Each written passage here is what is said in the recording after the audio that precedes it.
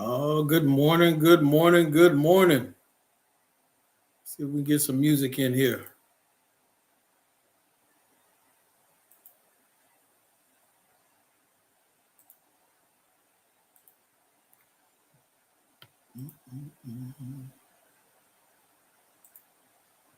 Good morning to everyone.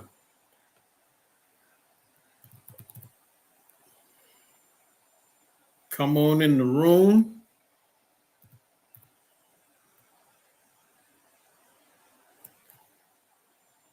Come on in the room.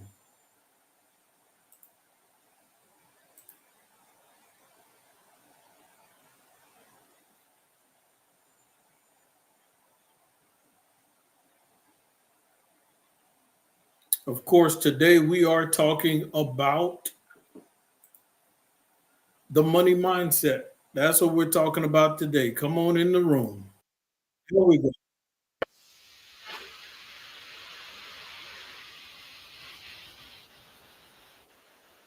Oh, yeah. Get your popcorn ready.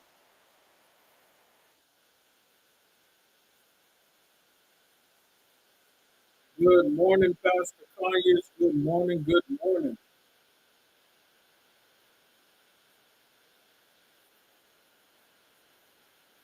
Good morning, Simon Steele Jr. All the way in Colorado where it snows. Get your popcorn ready. Get your breakfast ready. If you're flipping pancakes, turn the volume up.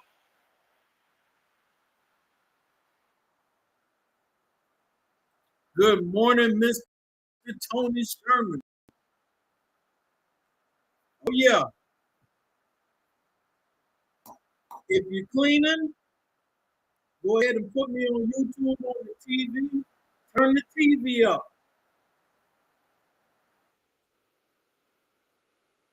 Good morning and blessings back to you, Miss L. Y'all know what time it is. It's time to tell me good morning. It's time, if you can and you will, share this on YouTube, share it on Facebook. If you're on Facebook, you can share it with friends, family, loved ones. Going to tag some people in here. Y'all know what we're going to talk about. We are going to talk about money. We're going to discuss financial literacy. It is 9 a.m. Eastern Standard Time Zone. Good morning, Miss Shirley Frazier. Good morning, Miss Vicky Billingsley. I am excited about this morning and the conversation we'll have. Let's go wherever you're at. It's time to turn up. It's time to get excited. If somebody by you is sleeping, wake them up. Wake them up. You might have to block yourself depending on how you wake them up. Go on and wake them up. Let them know it's 9 a.m. Good morning, Mrs. Sarah Stevens. All right. All right. I'm happy to have everybody in the room. Come on in the room. We are excited. It is Saturday morning, 9 a.m. Eastern Standard Time Zone, November 9th. And so if you are listening to this on another day, of course, it's a replay. But regardless, stay tuned, listen in, and make sure that you don't miss a beat. We're going to have a good conversation today. I am Coach Steele, and you're tuned in to Coach Steele's Finance Training. And you can tune in and watch it on Facebook Live, or you can go to my YouTube channel and watch it there as well. So I'm going to accommodate you either way. And if you are always tuning in on Facebook Live, that's fine. But still go to the YouTube channel and subscribe. So during the week, I post other videos and shorts and information and even gardening videos as well. And so if you are a subscriber, you will see that information as it comes up. So today we are talking about having a money mindset. Yes. What is your mindset about money? Money mindset activities. What does it look like? Definitely going to do that on today Mr. Sherman. And also, good morning to you, Patricia Ford. Ladies and gentlemen, when we talk about having a money mindset and money mindset activities, it's interesting because it's levels to this. It's so many different levels when you talk about your mindset concerning money. And today you'll get to see what level you're on. We're going to discuss those different levels and what it looks like and some of the things, action items. I like action items. I love for people to tell me or give me advice, but then I like the action items with that as well. So we're going to discuss that. And one of the first things we're going to discuss today, and I appreciate everybody for tuning in, tapping in to this. If you're scrolling through, stop what you're doing, boom, hit play or whatever you're supposed to hit so that you'll be tuned in. Good morning, Miss Shauna Johnson. Yes, we're going to talk about money mindset on today, and let's get right to it. And so one of the first things when it comes to having the right money mindset, one of the first things that you could do is forgive your past mistakes. Forgive yourself for your past money mistakes. Forgive yourself for some of the past decisions that you made with money. When we talk about progressing and having good financial success with money, with currency, sometimes people dwell on the mistakes that they made in the past more than the positive steps that they can take right now and in the future. And so one of the first things you can do is forgive your past mistakes. So hopefully as you're tuning in, now if you're driving, don't do this, but if you're sitting and you're chilling, make sure you take some notes for yourself as well as we go through each one of these steps. So you want to be able to forgive yourself for your past mistakes, forgive yourself for your past missteps. Good morning to you, Mr. John Johnson. Happy to have you tuning in. Definitely, this is awesome. So we got Shauna tuning in, we got John tuning in, we got couples tuning in. This is awesome. Wake everybody up and let them know it's time to talk about financial literacy. So anyway, when we talk about past mistakes, I could go down the list of all the financial mistakes that I make. Some of them made, some of them are pretty humorous and silly and were immature at the time, but I didn't know any better. I didn't know the long-term effects of my mistakes. But one thing for sure is I wasn't going to focus on them so much, refuse to forgive myself, and not allow myself to move on. And so you have to look at all those old mistakes you made and put them off to the side. We take action items to clean up those mistakes. We take action items to fix those mistakes. That's why people make big business. People make big money and grow big businesses by cleaning up and fixing mistakes. And so once you get into the business of cleaning up and fixing your mistakes, as opposed to dwelling on them, you can make big money. So as we dive into this and we look at everything that's going on today, I do want to quickly give my son a shout out on this morning. Why? Because it's his birthday. It's November 9th, 2024, and it's his birthday today. So happy birthday to Simon Steele Jr., who's tuning in. I'm excited for him. He's getting older. He's getting wiser. He's doing awesome for himself. And I am a very proud father because of who he is as a son to me. So as we move on, we forgive ourselves for our past mistakes, our missteps, and we start figuring out and identifying our problem, our issue. Identify your weakness. And so instead of dwelling on the past mistakes, identify your weakness. So now here's number 2. Identify your weakness. What is your weakness when it comes to financial literacy? Is it the budgeting? Is it spending habits? Is it not having enough information to know what step to take next? Identify your weakness when it comes to financial literacy so that you can not only acknowledge what it is, but then you can start researching and figuring out how to fix that weakness. And most importantly, if that's your weakness, find someone to where that is their strength and go get guidance, go get help, go get assistance. And so when you do that, is help and assistance always free? No, sometimes it costs, but it's worth it. It is worth the investment and the cost to fix your weakness. So don't have a bad money mindset when it comes to improving yourself and those weaknesses.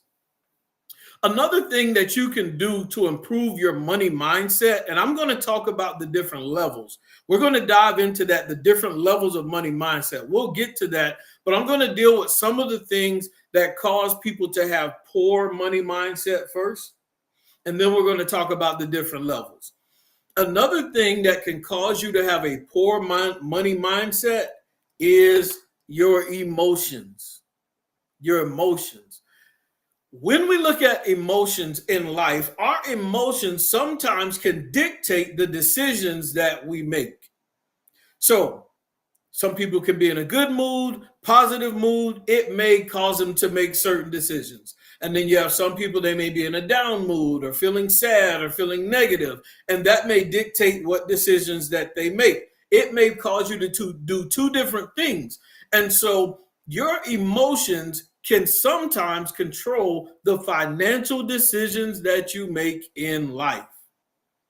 Has anyone ever been emotional? And you don't have to say what it is unless you want to. I'll read it.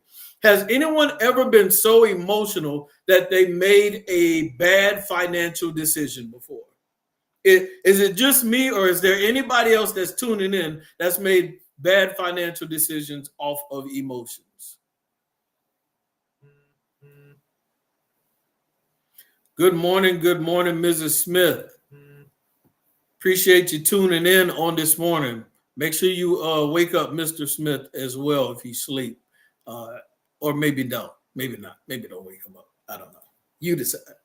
Anyway, has anyone ever made bad financial decisions based off, oh, we got Youth Pastor Trotter in the building on today. Shout out to Youth Pastor Trotter over at Mount Zion Missionary Baptist Church.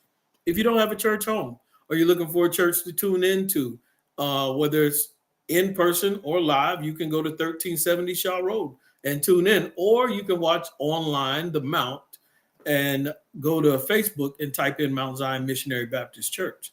Anyway, as we continue to move forward, we do have a youth ministry, so bring your kids as well, and they'll have a blast over there. When we talk about emotions, ladies and gentlemen, your emotions can cause you, like it can, and it doesn't have to be a bad emotion. It can be emotional.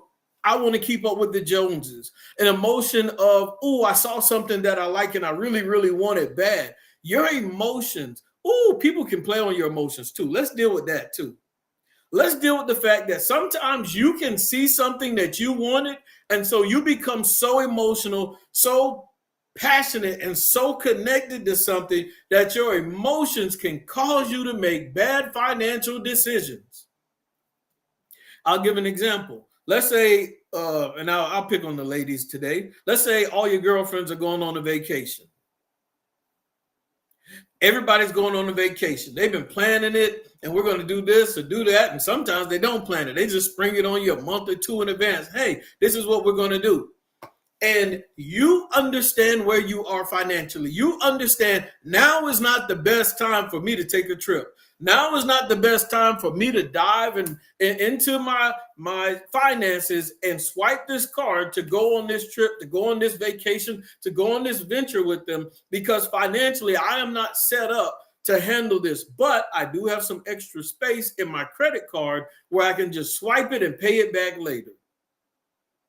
So many times people have been there before, and because of their emotional attachment and connection and peer pressure, they will swipe the card, go on the trip, have a blast. But when they come back from that trip or vacation, they found themselves in a terrible state.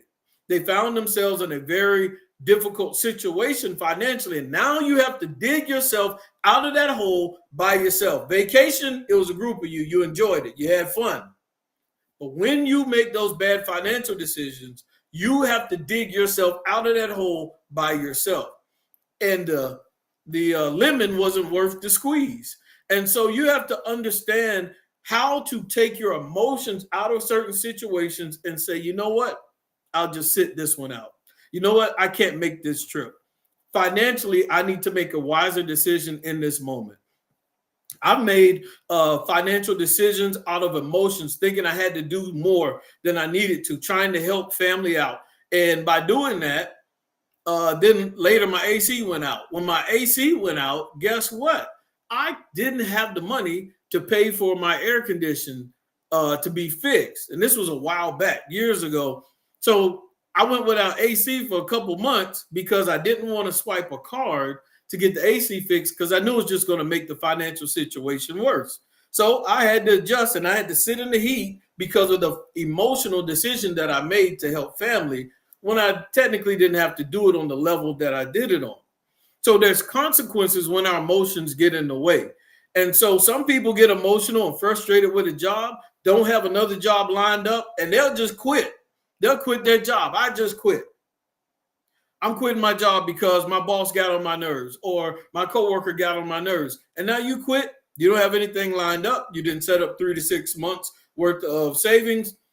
And guess what? Now you go on a couple of days, couple of months, whatever it is without pay, but you allowed your emotions to disconnect from a job without an appropriate plan to continue to make money or have income. And so now you may find yourself asking other people for financial help because you allowed your emotions to get in the way. And so some people get emotional. They don't quit, but they may decide, I'm not going into work today. Well, guess what? You may not get paid depending on your situation. So make sure that we control our emotions and don't allow our emotions to cause us to make financial decisions that are not favorable for us. And so when we talk about having a money mindset, we have to deal with some of those little things that can cause you to have a poor money mindset. So another thing is we have to quit complaining so much. Less complaining, more work. Less complaining, be more creative. We can complain and nag about everything that's happening, but complaining isn't going to fix your money mindset. Putting in the work, putting yourself in a positive mindset around the right people that are going to push you to where you're trying to be is going to help you. So we have to stop complaining and stop overspending and shift our mindset to abundance and not scarcity. So we can't think in a scarcity mindset. We have to think in abundance. Some people say, well, if this happens, then they think negative. If this happens, if I try to do this, what if it doesn't work? No, no, no, no, no. Don't think, what if it doesn't work? You should say, if I try this, what if it does work? If I try this, if I take these necessary steps, what can possibly come from this? And when you start taking those steps, your confidence and your courage will be built up.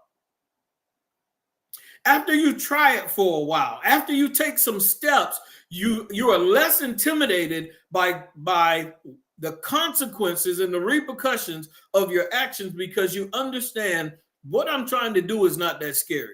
What I'm trying to do is not that dangerous. I remember when I decided to try and make my first home a rental property. Didn't know what it would go like. I had never rented out a property before, but I wanted to have a real estate portfolio. I wanted to make money off of rental income, passive income. Guess what? I tried it. It wasn't so bad. I learned the positives, I learned the negatives, and then I was able to make adjustments. What do I need to prepare for? What does this look like? Okay, I need to make sure I have money to the side in case one tenant leaves and another one comes back, and till another one comes in. I learned about insurance. Having landlord insurance is actually cheaper. It doesn't cost as much as regular insurance on a house. There's adjustments and things that I made because I needed to learn how to have a good positive return on investment, ROI, positive return on investment. But I would have never learned those things if I didn't try. So you have to be willing to try. You have to be willing to stand up and try something and count the cost. Look at the pros and cons of it and be comfortable with dealing with the pros and the cons of it all. All right. Next, to get a better positive money mindset, you need to be able to visualize and write what your goals are. So if you're no longer thinking in a scarcity mindset and you're thinking abundance, positive thinking, of what you can actually obtain, what you can actually grow, what you can actually have. When you're talking about having an abundance mindset, now we are ready to visualize and write those things down. You're able to write the vision and make it plain. And so when you visualize it, for some of you that are tuning in on this morning, what do you visualize for yourself financially? When you think about having a money mindset, in the comment section, just write down some of the things that you visualize for yourself. Go ahead, tell me, what are some of the things you visualize for yourself financially?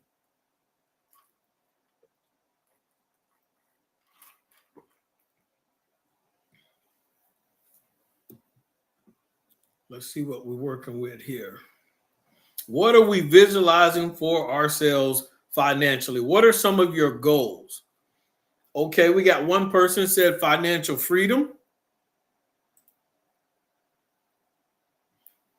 They visualize freedom. And freedom for some people, it comes in various forms. Ooh, that's deep right there, Sam. Owning a family compound. I thought about that too. But then, Sam, what are we going to do with the family that's annoying? Don't answer that, because then you're going to say, yeah, don't answer that. You don't have any annoying family members. Like, if you build a family compound, who gets to live there and who not? Like, do you get to, like, is it only for first cousins and immediate, or do third cousins, fourth cousins? So anyway, I'm just kidding. But yes, owning a family compound is amazing. And when you look at it and you go back to your roots and you go back to history, a lot of people, that's how a lot of people live. Family grew and was around each other. That was like the norm for people to have family all around them. And so Sam says she's just gonna love them. That's all. Tony Sherman, 50,000 saving. You know what? I don't think that's difficult at all. $50,000 worth of savings, that's not too difficult. Especially if you put your money, when you're building your savings back up, if you put your money in a high yield interest savings account, and I'll send you a link for that, Tony Sherman. You put your money in a high yield interest savings account, and then your money can help work for you as well. So 50,000 worth of savings isn't difficult at all. So definitely a realistic goal there. All right. So we got that. Let's see. Working for self. Shauna says working for self and owning my own building, owning duplexes. Look out now. Another one. Matter of fact, you can work for yourself right now. So some of these goals, like working for self, you can be sole proprietorship. You can start your own business, work for yourself. Even though you have a 9 to 5, you can still work for yourself. So me and Shauna, we going into business. I'm just waiting on her, y'all. Put pressure on her, ask her about the business. And so we can go ahead and do that now, Shauna. And then owning a duplex, awesome idea. A lot of people don't realize when you go buy a house, you can actually go buy a duplex or a quadplex, also known as a fourplex. You can go buy that, and of course, you're going to have tenants in the other units, and those tenants are going to pay you rent, which is going to actually help you pay your mortgage. And you only have to stay in that property for 1 year. You can move out and then go buy another house or go buy another duplex or fourplex and repeat the process. If you did that twice with a fourplex, in 2 years, you would have 8 units. You would have 8 doors. You would have 8 different families or individuals paying you rent in 2 years. Just that fast, you can change your whole life around when it comes to passive income.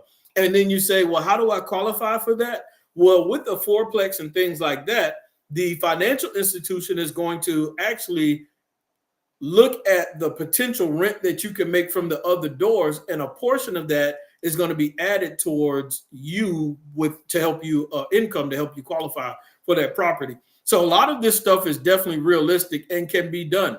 Tasha Smith says being debt free. Don't worry, that's on the way. That's something else we can work on as well. And so a lot of these goals that we have on here are so realistic. Let me make sure I didn't miss any more.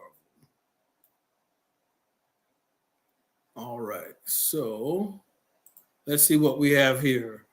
Scholarship for second grandson, Sarah Stevens. Yes, all of these are realistic goals that we can accomplish. So these are the things that we can write down, write the vision, be able to visualize. And this is another thing I wanted to tell you all. When you write down this stuff, put it in a spot where you can see it. Put it like, I don't care if it's on a dry erase board. I don't care if you got stickies, whatever they call stickers on mirrors, on doors, something on the refrigerator. Write all of this stuff down where you can see it every single day. So as you get something done, boom, I got that off the dry erase board. Okay, I took this next step. Listen to what I'm saying. Not only do you want to write down what the goal is, but you want to write down the action items that are going to help you accomplish that goal. So don't just have the goal there. You'll just be staring at that every day. What are the action items? Who do I need to talk to? What steps do I need to take? Do I need a financial coach? And if you need a financial coach, come holler at me, but it's not going to be free. Anyway, all of these different steps, find out what it is that you need to accomplish those goals so that you can have good success. That stuff needs to be written down. It needs to be where you can see it. I go to the extreme. Some of my financial goals that may be 6 months away, that may be 3 months away, whatever it is, I have alarms that go off in my phone. I put my goals on my calendar. So even when I'm not thinking about my goal, I have something that's going to go off in my phone that's going to say, oh yeah, you're still trying to get this done. I'm like, oh yeah, I'm glad you. So I will remind myself of my goals, even when my brain wasn't thinking about them, even when they're 3 to 6 months away. So those are a lot of creative things you can do to keep your mind active with accomplishing and getting to those things that you want to get to. And we're talking about shifting your money mindset, shifting your mindset to accomplish the goals that you want to accomplish. You want to be a good steward over the things that you have.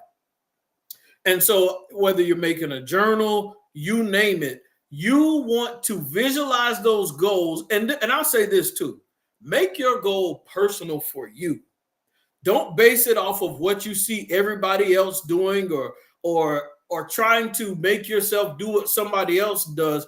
Do it your way. Do it to where it's realistic and attainable for you. You accomplish the goal. So make your goals personal. There's nothing wrong with looking up to other people. It's nothing wrong with looking at someone else's blueprint, but don't get so caught up on their blueprint that you mess up your money mindset and you feel like you can't do it.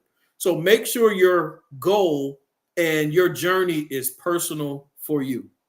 All right, next step, learning to educate yourself, and also never stop learning.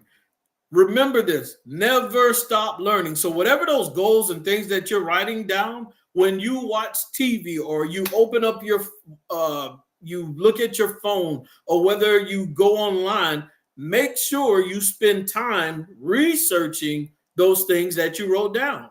Don't write down certain things and then when you go watch TV or you look online or you go on YouTube or social media, that you are not attacking and researching the things you wrote down. It's contradicting itself. You want to do this, but you're looking at that. It doesn't go together. So you got to make sure there's some balance there. Short-term goal, paying off all debt, son college debt, long-term financial residual for future grands, and my retirement in 12 years. Okay, I see Miss L on here. Those are a lot of good goals that you have there, and all of them are attainable. And I'm trying to see, I don't know if we're friends on Facebook or not, Miss L, but if you have a mortgage, maybe you can, I'm trying to look all into the screen at the little word, sorry. If you have a mortgage and you're interested in learning how to pay off your debt even faster, let me know. And maybe we can connect and I can show you a program that may potentially help you with all of that. But all of this is attainable for us, ladies and gentlemen. There are so many creative things we can do. Just like I mentioned a second ago, in 2 years, somebody that decides to go buy a fourplex and rent out the other 3 units and has somebody else paying the mortgage on that property. So now they don't have to come, oh, okay, Linda, that's my people. All right. Yes, Linda, I don't know your situation right now. But if you do have a mortgage, let me know. I can send you some information. Thank you for letting me know. So happy to have you tuning in as well. So anyway, ladies and gentlemen, this stuff is not difficult. It's not complex. It's about learning the right information. I remember years ago, I would say, oh, well, I don't think I can afford a duplex. I don't think I can afford a fourplex or apartment complex. I did not know that they don't just go off of your current income. They look at those doors, those units, and use that potential income, that potential rent to help you qualify for purchasing. And so it's pretty interesting. Oh, yeah, if you just purchased, then we definitely can connect. I can give you some good information and save you a bunch of money in interest, especially if you just bought a house. You just pay, if you pay that 30-year mortgage, they're going to make you pay for that house twice right now, especially where the interest rates are. And so just that quick, you can have passive income, guys. So you do not have to struggle financially. It's about taking the necessary steps to shift your mindset. And so never stop learning, always educate yourself. And most importantly, I mentioned it before, surround yourself around people that have the right mindset. Sometimes you can be around people that they just don't know any better. They don't have the information. They're not bad people. They're great people, quality people, but your circle may not have the information to push you and drive you in the right direction when it comes to increasing your level of financial literacy. So what do you have to do? You have to find the right rooms and the right environment to put yourself in so that you can increase your money mindset. You have to find the right rooms, the right people, the right environment to increase your money mindset. Do you have to get rid of your friends? No, you don't have to get rid of them, because eventually you get to take that information back to them. And some of them that receive it, great. Some of them that don't, it's fine. It's your job just to pass the information along as you receive it. Same thing that I'm doing here. The way I grew up is nowhere compared to the lifestyle that I have now. And it's because of me shifting my money mindset.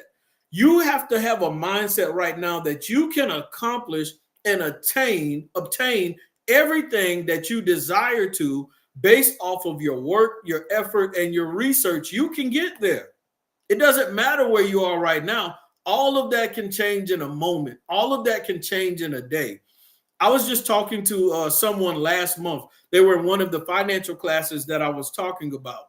And they gave me a testimony yesterday about how much they used to spend in a month's time frame. By them adjusting what they do financially, they have already paid off 2 of those credit cards. And by the end of the year, they're going to pay off at least another 2 credit cards. What does that mean? This person who had money that had credit card debt is now going to clear that debt up, which frees up their cash flow. Once we get the cash flow freed up, we can now go attack and purchase assets.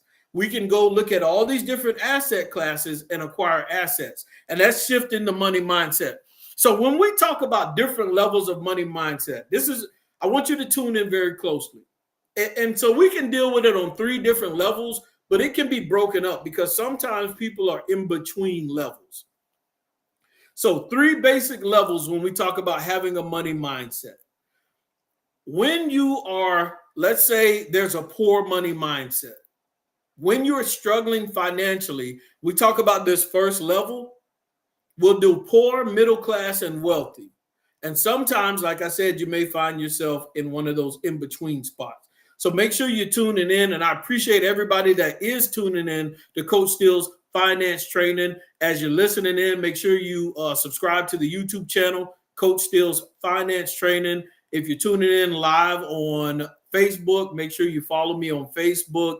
And make sure you, like I said, you subscribe to the YouTube channel. Appreciate everybody tuning in. If you're on Facebook, you can share this live feed as well as you're listening in. Tag some loved ones in there. Tag some people in there. Maybe they ask you for money. Maybe they need financial guidance. Maybe they're a young person and they need to increase their financial literacy. Make sure you tag them all in here as well. When we talk about the 3 different levels, poor, middle class, and wealthy, the poor person's mindset, the mentality and the activities that we have with a poor person is when they get paid, poor mindset, first level, when they get paid, they usually just spend their money. They get paid and they spend their money on bills. Get income, their job pays them, and they rush to go pay bills. They go pay the light bill, they go pay water bill, they go buy groceries. The money goes right back out. And sometimes when it comes to the poor mindset, sometimes some of the bills get paid late. Sometimes some of the bills don't get paid on time. So when you're in that phase, and I was in that phase for a while, I didn't like it, but I found myself comfortable in it in my early 20s. And sometimes the lifestyle that you grow up in, the environment you grow up in, some things do seem normal. It doesn't seem odd or out of the ordinary. So the poor mindset, you get paid and then you go pay bills. And sometimes you pay some of those bills late. Sometimes you don't get paid enough. So you use a credit card to pay certain things. And so you end up paying the credit card late. And sometimes the credit score is affected. So with the poor mindset, get paid, pay bills, sometimes late, it affects the credit score, so they have low credit scores. When we get to the second money mindset, when we look at the second money mindset, it is more of like the middle class. When we look at middle class, when they get paid, they save a little bit of money and they pay all their bills on time.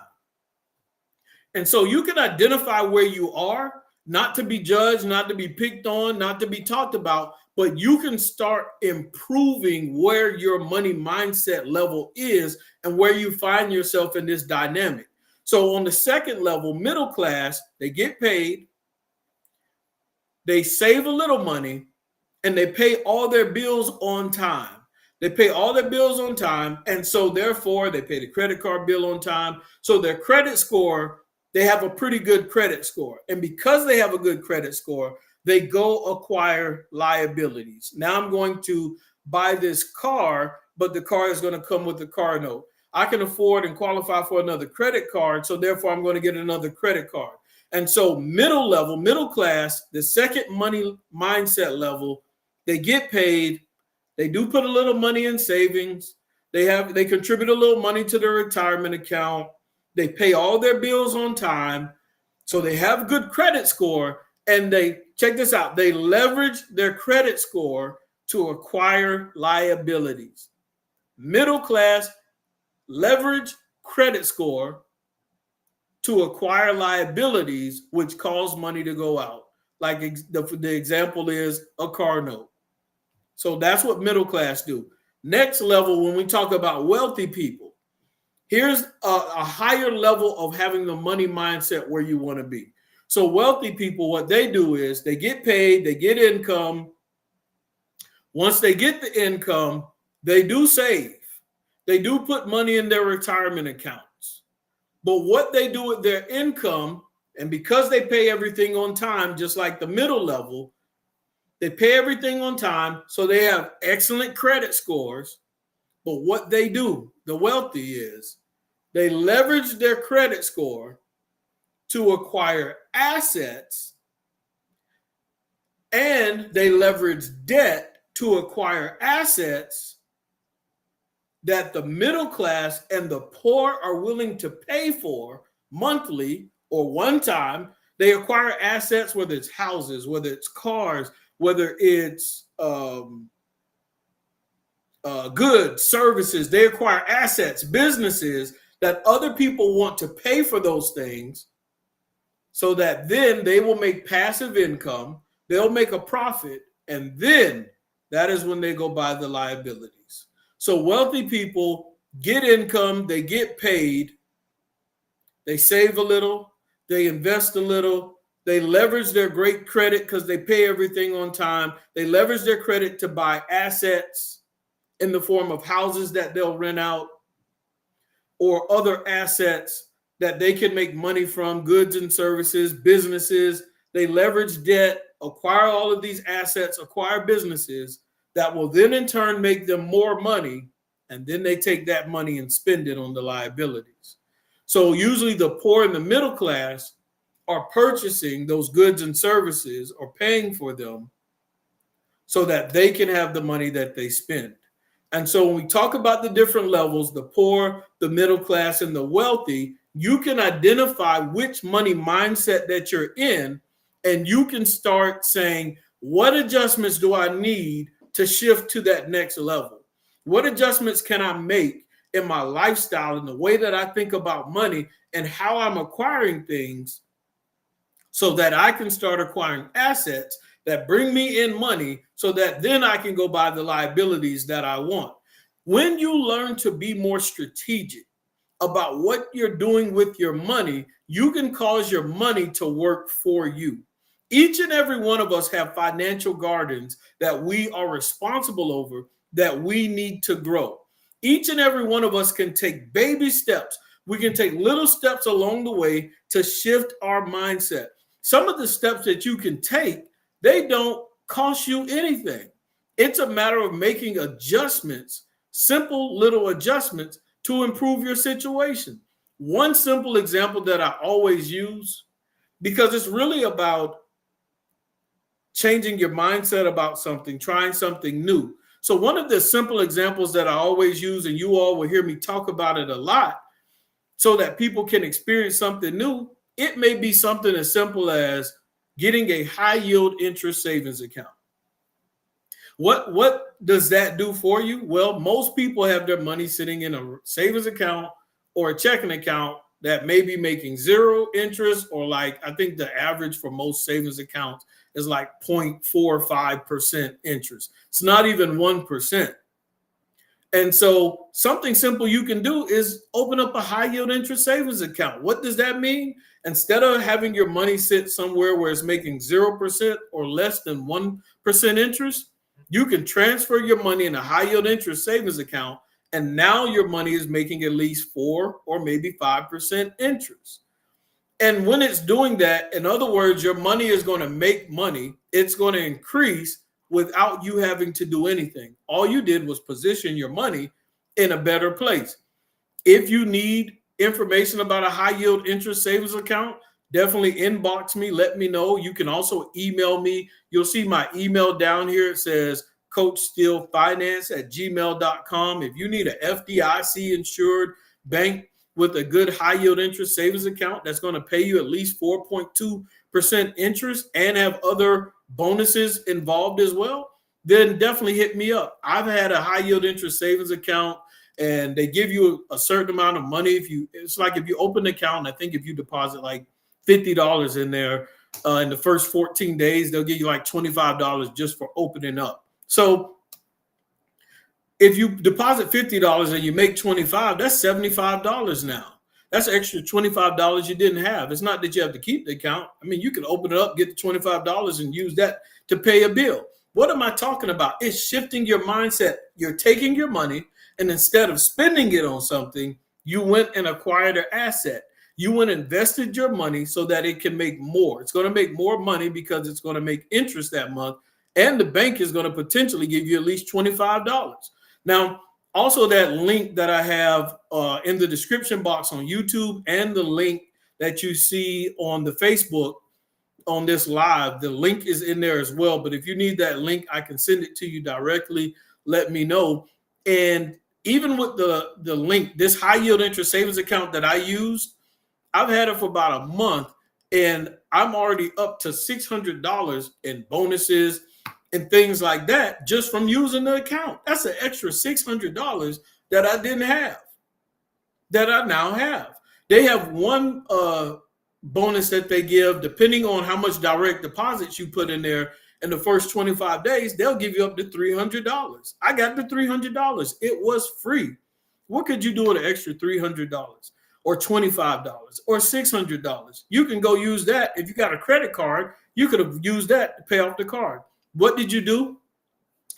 You allowed the bank to pay you for money you already had.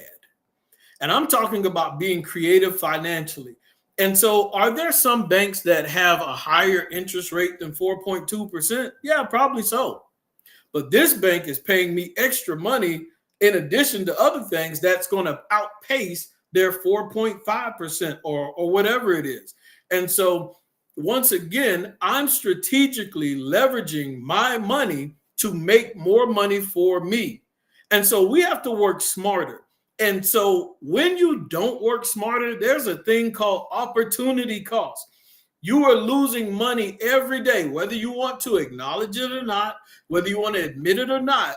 If you don't take certain financial actions immediately, you missed out on money. So right now, so far, I've made at least an extra $600 with the stuff I'm doing with this high yield interest savings account, right? Well, if I wouldn't have done that, I wouldn't have the $600. I can now take this $600 if I wanted to, and I could go invest it into something else because it's $600 I didn't have. I got it from the bank. It was free. I didn't have to do anything really. So I could go take that $600 and put it in cryptocurrency. Like when you look at it, and this is so off subject, when you look at Ethereum, it was like less than $3,000 for the past few months. It was like $2,400, $2,500. Now I looked at it yesterday and it was at $3,000. It's going back up. I could take $600 and throw it in there. If it goes up, great. If it goes down, it's okay. It was free money. I'm not saying take your money and put it in crypto. What I'm saying is there are creative ways for you to use your money, leverage it, shift your mindset, and do something different as opposed to what we keep doing now. And so as we continue to grow, as we continue to progress, like I said, figure out where you are. And we have to make sure that we don't have a crab in the barrel mentality. You have to be comfortable with seeing your brother, with seeing your sister, with seeing your loved ones, the people that you know improve financially. No one should have the mindset that they want to be the only king of the hill. I want to be the only person that's having financial success. No, let's all elevate and push each other, because if the people around you are having financial success, then you can push and accelerate each other even further with some of the other goals that we have. Samantha wants a family compound. And so by doing that, family can come together and make that happen overnight. But trying to do it by yourself can be a little more difficult. There's a lot of things that people can do together, working together, learning how to leverage those relationships to push you to where you need to be. I'm going to work with Shauna on doing a business. We're going to leverage our relationship and maybe we can make some money from it. We don't have anything to lose. So when we look at those different levels, remember there's a poor money mindset where all they do is take the money, pay bills. Take the money, pay bills. Sometimes they have to pay the bills late. And so to fix that poor money mindset, you definitely need to start working on fine-tuning your budget and seeing where your money is going and what adjustments you can make. Sometimes you have to call a creditor or bill collector and say, hey, I get paid on this day. Is there a way where I can shift this? If I can, yes, Sam, it's the link that I sent you like 2 months ago, Sam. So I don't know if you ever opened up the account or not, but it's the link I sent you like 2 months ago. So if you didn't use it, then opportunity cost. You might have missed out on some money during that time frame, some free money. And so, you know, it makes a big difference. For example, if somebody has $15,000 in a high yield interest savings account, you're going to make like an extra $50 to $60 a month. It's free money. It's interest on your money. So normally when you sit your money in the bank is able to borrow at least 90% of the value of that deposit that you put in there and loan it out. And they can make money off of your money. So what I'm telling everyone is, if the bank has financial success by making interest off of your money, then the blueprint is make interest off of your money. And in a high yield interest savings account, the bank will pay you interest on that. So definitely use the link that you all see, whether it's if you're on YouTube, use my link in the description box. And if you're on Facebook, there's a link that you can use on my Facebook in the description of what we're talking about today as well. Let's work together as a unit and increase our income, increase our cash flow, shift our money mindset so that we can walk in wealth. The poor people get money, pay their bills, get money, pay their bills, and sometimes they don't pay them on time. Middle class, they get money, they get income from their job. When they get that, they save a little bit, they pay their bills on time, which means they have good credit. They say, oh, my credit's good. I can afford a house. I can afford a car. And so now they have these liabilities that they're paying every month. And so also then you have the wealthy people. And what wealthy people do is wealthy people get paid, they get their income, they save a little, they invest a little into their retirement fund. They also, good morning to you, Miss Avis and Miss Janice Simpson. And so they get money, they get paid, they save a little as well. They put a little into their retirement, they invest, but then they go leverage their great credit score, they leverage debt, they acquire those same assets. They acquire the house, they acquire other things, but then they rent them out. They leverage them to buy assets because they're going to take those same items that the middle class bought, but they're going to rent them out. They're going to set themselves up in a success. They may buy a house, they may fix it up a little bit, increase the value of it, and then sell it. They're going to buy assets to make money off of. And then when they make that money, when they have that passive income, then they go buy their liabilities. And so they're using other people's money to acquire assets so that they can receive other people's money to pay for the liabilities. And so if you have an asset that is cash flowing, good question, Patricia Ford. So Patricia Ford, a CD is going to pay you about 4% interest, but that CD is going to lock up your money for 6 months to a year, depending on what the terms of the agreement of that certificate of deposit is. It's going to lock up that money for that period of time and pay you about 4% interest or whatever that amount is. And then if you try to pull the money out too soon or early, it comes with some type of penalty or fees or something like that. But a high yield interest savings account is going to pay you still about 4% interest or more, except you still have access to the money every month if you needed it. If you don't, then you can leave it there. So I prefer a high yield interest savings account. Why? Because it does the same thing as a CD, except my money isn't locked up somewhere that will come with a penalty or fee if I decide to pull it out early. So why not just do a high yield interest savings account as opposed to the CD? It just makes more sense. It works better. And I'll send you the link to that high yield interest savings account as well. So I prefer high yield over a CD all day, every day. It's not even close. You're welcome. I definitely appreciate sharing. It is about 5 minutes till 10. So I'm going to talk for maybe about 4 more minutes and I'm going to get off. But I definitely appreciate each and every person as you continue to tune in. I want you all to remember what those mindsets are, those 3 different levels, and where you find yourself at when it comes to those 3 different levels. If you have a poor money mindset, if you have that middle class money mindset, or the description of that wealthy mindset.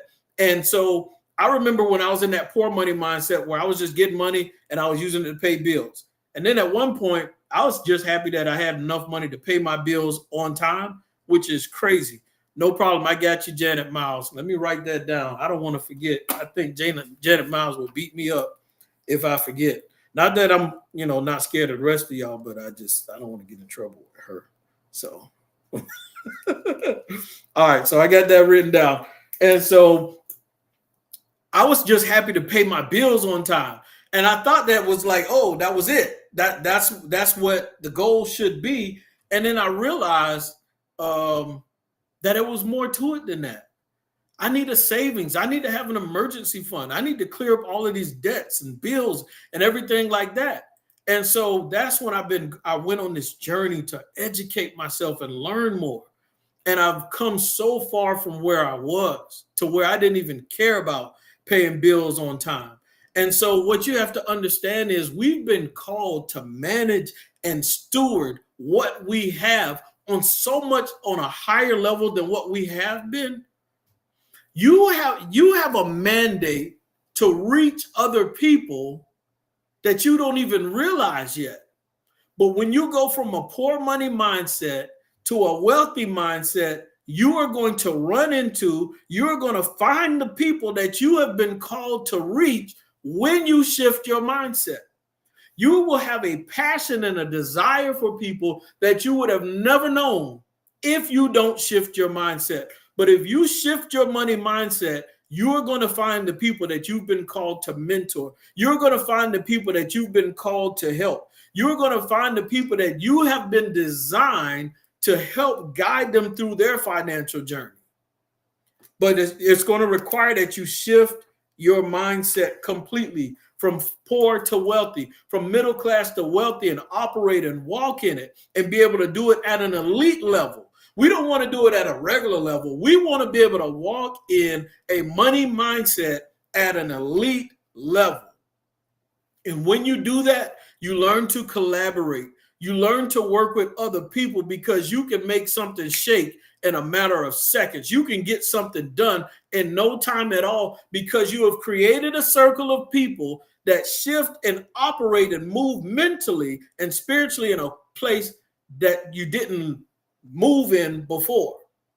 And so you realize that nothing is impossible. You realize that you can accomplish all things. You can do anything because there's a crowd, there's a group of people. You know, the scripture says how good and pleasant it is that brethren dwell together in unity. Well, that's spiritually some good things happen when you gather together in unity. But financially, there's some great things that happen when you gather together in unity. When you come together financially, you can move and shake some things as well. There's ownership to be had. And so as you find those people that God has called you to help, to assist, to help grow and all those good things, it comes with no headache. It comes with no stress because financially you've been positioned to be able to do it. You're able to feed those that need food. You're able to clothe those people that needs clothes. It's all about shifting your mindset and becoming aggressive. Check this out. If you could just simply adjust the way you move money, it may allow you to be debt free. If you could simply adjust the way you thought you had to use your money, it could help you buy that other house that you wanted to buy. If you could simply adjust the way, if you could mentally get over the hump of saying, I need to change some things and I am open to learn something new, financially, your mental health is going to be in a better place. Some people say you can't teach an old dog a new trick. Well, for some people that may be true, but you don't have to be an old dog. You don't have to be an old cat. You don't have to be whatever it is. You can open yourself up to learn something new. And so as we talk about shifting our money mindset on today, I appreciate all of you for tuning in on today and listening to me talk on an early Saturday morning.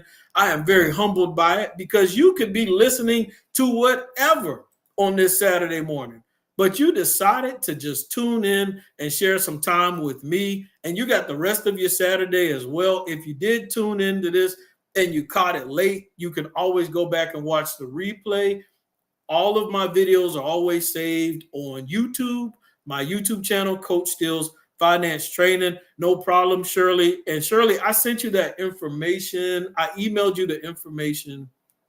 I think, yeah. I emailed you the information about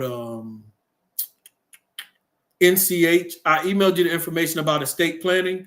So check your email, Shirley. I don't know if you got that information, but if anybody else needs information about estate planning, wills, trust, and things like that, let me know. I can send you a link.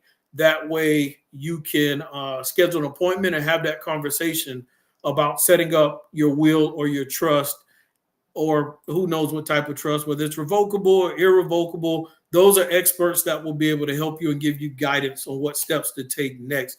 All of you are awesome. All of you are such beautiful people. And like I said, humbled by you tuning in on today. Great conversation about money and what we need to be doing with it. Once again, remember the link to the high yield interest savings account. It is, I will send that to you, Celeste, Sister Graham. I know you're probably talking about the will and estate planning. And so, like I said, great conversation about financial literacy on today. I think we got a lot accomplished. And as you all make progress, listen, as you all make financial progress, just like I mentioned, someone sent me an email and told me about them paying off the 2 credit cards, and they're going to have 2 more paid off by the end of this year. Shoot me an email. Or you can, of course, you can always come on here the next Saturday morning and share your testimony in here as well. But you do see my email running down there at the bottom of the screen, coachstillfinance@gmail. Shoot me an email and let me know the success that you're having and how this is impacting you and pushing you and allowing you to grow.